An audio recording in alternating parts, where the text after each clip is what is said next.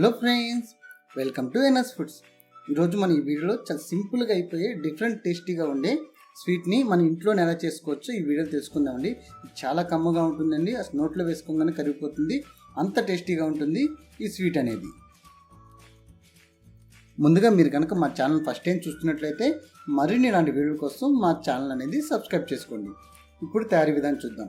ముందుగా ప్యాన్లో 1 కప్పు పుట్నాల పప్పు తీసుకోవాలి, అదేనండి వేయించిన శనగపప్పు తీసుకోవాలి.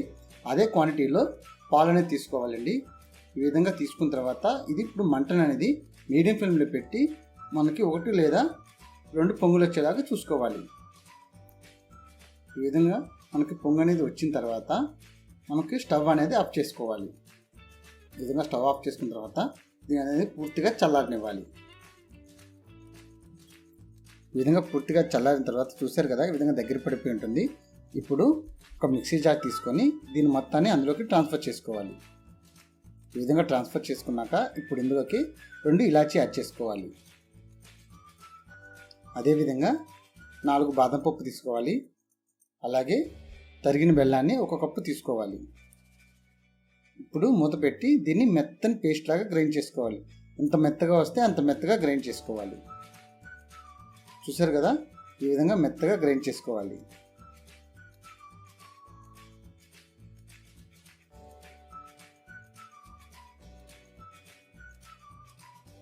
ఇప్పుడు వేరే ప్యాన్లో 1 టేబుల్ స్పూన్ నెయ్యి వేసుకోవాలి. నెయ్యి అనేది హీట్ ఎక్కిన తర్వాత ఇప్పుడు మనం చేసుకున్న పేస్ట్ అనేది ఇందులో యాడ్ చేసుకోవాలి. మంటను అనేది లో టు మీడియం ఫ్లేమ్ పెట్టుకొని దీన్ని బాగా మనం తిప్పుతూ ఉండాలి. ఈ విధంగా తిప్పుతూ ఉంటే కొంచెం సేపటికి అనేది మనకి దగ్గర పడుతుందండి. ఈ విధంగా కొంచెం సేపటికి మనకి దగ్గర పడిన తర్వాత ఇప్పుడు ఇందులో ఇంకొక 1 టేబుల్ స్పూన్ నెయ్యి అనేది యాడ్ చేసుకోవాలి. ఈ ప్రాసెస్ మొత్తానికి మనకి 3 లేదా 4 టేబుల్ స్పూన్ నెయ్యి అయితే సరిపోతుంది.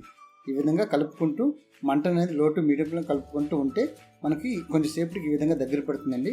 ఇప్పుడు ఇంకొక టేబుల్ స్పూన్ నెయ్యి అనేది యాడ్ చేసుకోవాలి. ఈ విధంగా నెయ్యి యాడ్ చేసుకొని దీని మొత్తాన్ని మనం బాగా కలుపుకోవాలి. ఇప్పుడు ప్యాన్ నుంచి సపరేట్ అయిపోతుంది చూసారా, అంటే మనకి రెడీ అయిపోయినట్టే. ఇప్పుడు స్టవ్ ఆఫ్ చేసి ఇప్పుడు వేరే ప్లేట్లో కొంచెం నెయ్యి అనేది అప్లై చేసుకోవాలి. ఈ విధంగా నెయ్యి అప్లై చేసుకున్న తర్వాత దాన్ని మొత్తాన్ని ఇందులోకి ట్రాన్స్ఫర్ చేసుకోవాలి. ఈ విధంగా ట్రాన్స్ఫర్ చేసుకొని దీని మొత్తాన్ని ఈవెన్గా ప్లేట్ మొత్తం స్ప్రెడ్ చేసుకోవాలి.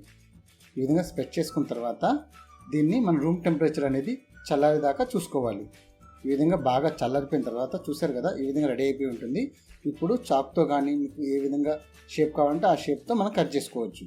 చూసారు కదా, మీకు నచ్చిన షేప్లో కట్ చేసుకోవచ్చు అండి. చాలా అంటే చాలా టేస్టీగా ఉంటుంది. ఒక్కసారి తినాలంటే మళ్ళీ మళ్ళీ చేసుకోవాలనిపిస్తుంది, అంత టేస్టీగా ఉంటుంది స్వీట్ అనేది. నోట్లో వేసుకోగానే కరిగిపోతుందండి. పిల్లలు కూడా చాలా ఇష్టంగా తింటారు. అంతే ఫ్రెండ్స్, చూసారు కదా, చాలా ఈజీగా ఉండి స్వీట్ అనేది రెడీ అయిపోయింది. ఈ వీడియో కనుక మీకు నచ్చినట్టయితే లైక్ చేయండి.